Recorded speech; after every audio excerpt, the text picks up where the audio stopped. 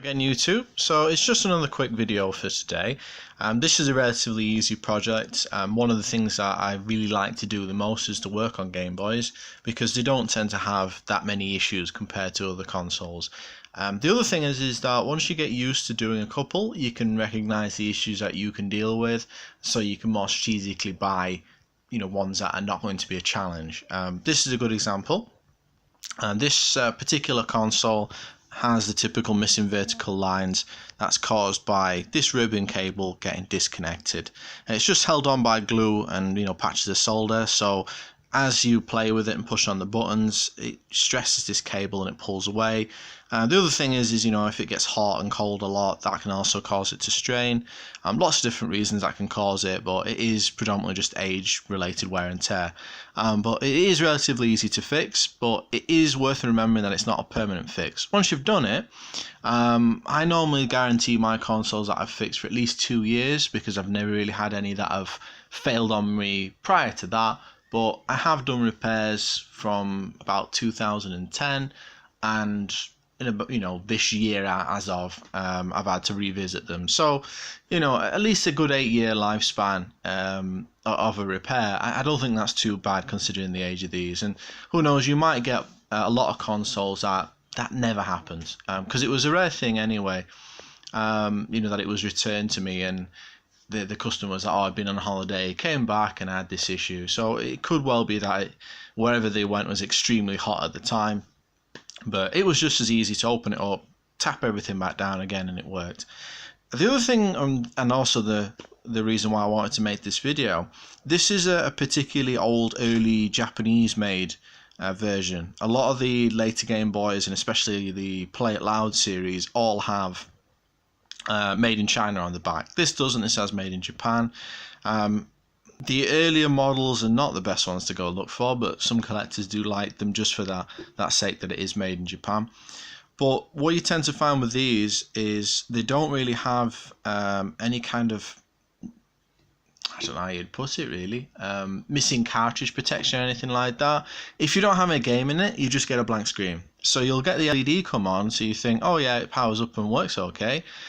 But by the same token, you think, oh, there must be something wrong with my game then, when it's not. Or you might think, oh, the screen's broken. A lot of these I've bought where it says faulty screen, no picture, anything like that. It's not the screen at all. It's just the game's not making connection, and it's an early model. I'll show you what I mean. I've got Wario Land in there at the moment because I'm going to need that in a few seconds. So what I'll do is I'm just going to pause the video here, take the game out, and then just show you what it looks like when you boot it up without a game in case you have one of these units or come across them and you get a bit confused as to why you're not getting a picture on the screen. Right, so just remove the game. So I'm just going to flick the switch, if it'll let me. It's always a bit awkward. Try this way. There we go. So you can see the LEDs come on, and you get that bar that drops down. Some units, it doesn't do that, and in a lot of the earlier ones, even in this particular case, you just never get that. The other thing is the contrast wheel. You do get a lot of these where the contrast is just turned all the way to the top. People turn them on and then don't see anything on the screen and think, oh well, that's ruined then, and really they've just forgotten to turn down the contrast. So just something else to be aware of. It's quite handy if you get ones that do drop that bar down, because it means that you can actually work on it and repair the screen without having a game in. That some people do like to have a game in just to make sure that when they're soldering the screen they're not causing any sort of graphical glitches or anything like that. Not that I've ever known that anyway. But whilst we've got it in this state, you'll see I've got my adjustable temperature soldering iron here, and it's on 230 degrees. You could even put it a bit lower than that, but I just find this works quite well for this particular model because it does fluctuate quite a lot. You can see it's all the way up at 240, but it's mostly just because it's in this little container here, so it traps a lot of the heat in, but when it's out it'll drop down again, to a more comfortable temperature. But I've put a chisel tip in. I need to clean this off, so I'll put it in a bit of water just so it's clean. But you don't even really need to touch the cable much. On this one I think I probably will do, but you will get ones where you can just get like a spatula or you know, the flat end of a pair of tweezers, and you can just push on the ribbon and you'll start getting the lines in. So that's usually when the fault has just developed, but this has had this problem for quite some time, so it's going to need the soldering iron treatment. But I'll just hover it over the top and see what we get first. It might take a few moments. So yeah, we just got one back in there. They will flicker in and out a bit as well whilst you're doing this. There we go.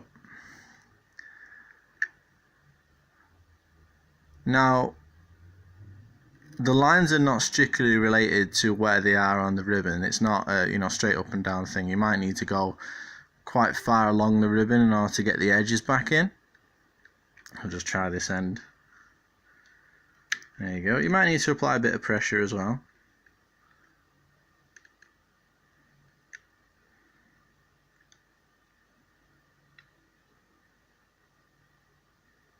Yeah, it's a bit awkward to do this one-handed, but that's pretty much what you do. You just go back and forth, applying a little bit of pressure and heat, and eventually you'll get all the lines back in.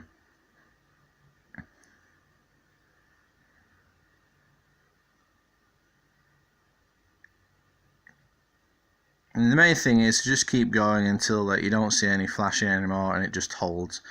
You know, you can see that one's a little bit faint. Eventually that's going to develop the same issue, so just going to go back in there, just make sure it's nice and supported. So like I say, what I'll do is I'll finish up this repair, put the front back on so you can see what it looks like once it's all finished.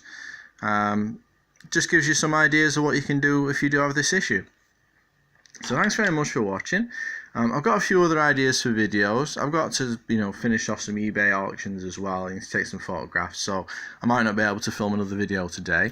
But I've got some stuff related to PS1 and Dreamcast, which, you know, the consoles that I don't tend to cover much info on, but you might find that useful. So thanks so much for watching today. I do appreciate every time I get a like and subscribe as well.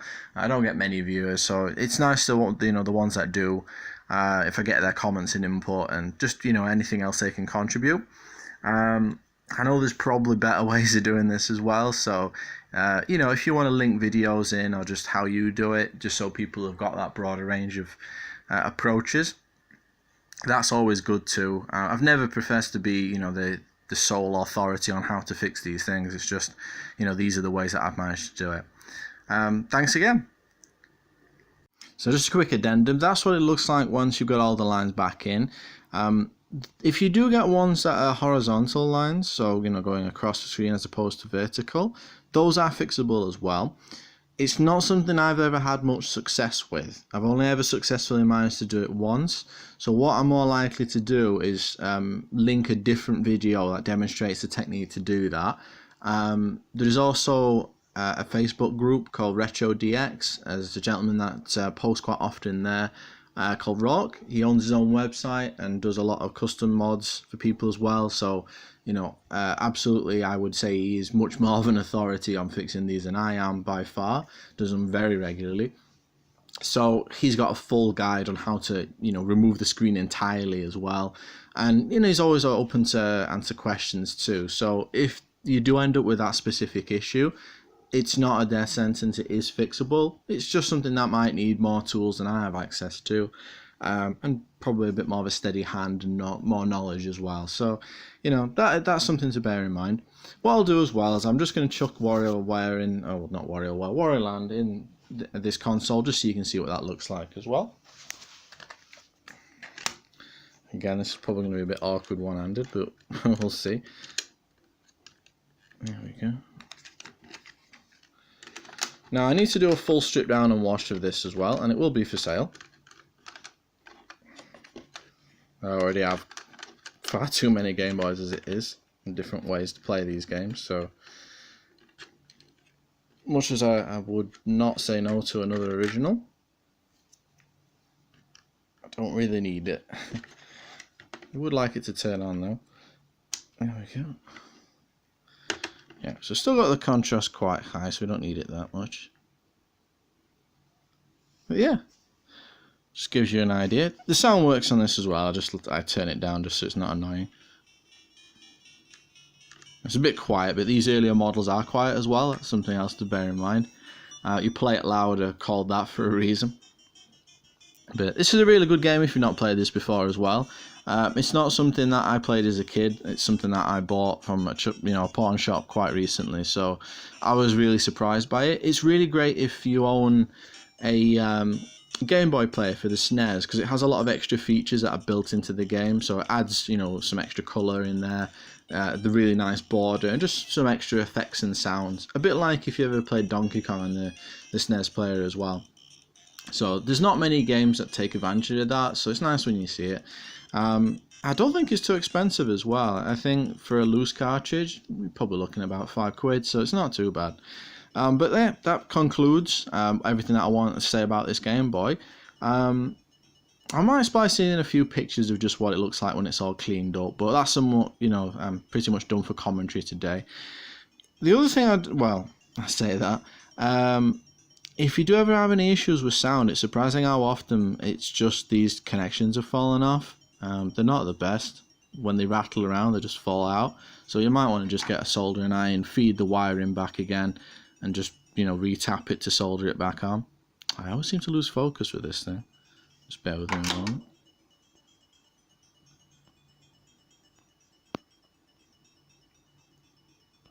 No, it's just not wanting to focus now, but oh well.